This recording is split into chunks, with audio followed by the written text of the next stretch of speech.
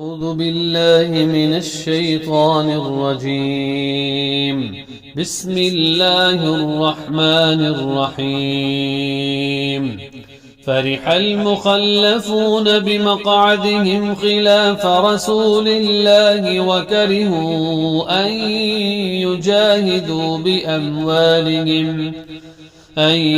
يجاهدوا بأموالهم وأنفسهم في سبيل الله وقالوا لا تنفروا في الحر قل نار جهنم أشد حرا لو كانوا يفقهون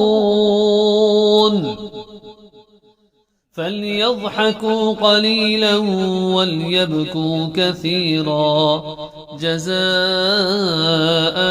بما كانوا يكسبون. فإن رجعك الله إلى طائفة منهم فاستأذنوك للخروج فقل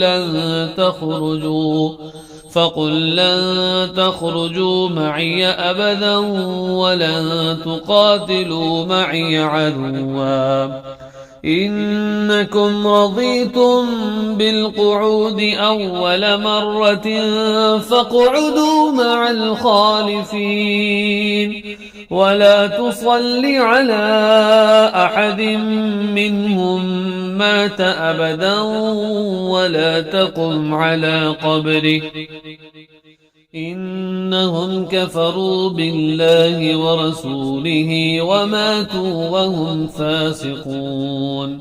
ولا تعجبك أموالهم وأولادهم إنما يريد الله أن يعذبهم بها في الدنيا وتزهق أنفسهم وهم كافرون.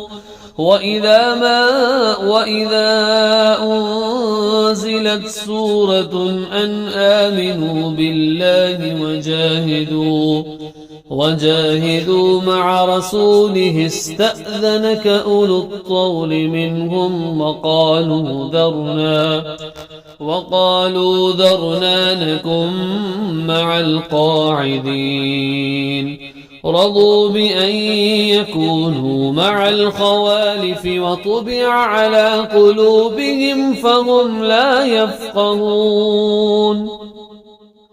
لكن الرسول والذين آمنوا معه جاهدوا بأموالهم وأنفسهم وأولئك لهم الخيرات وأولئك هم المفلحون.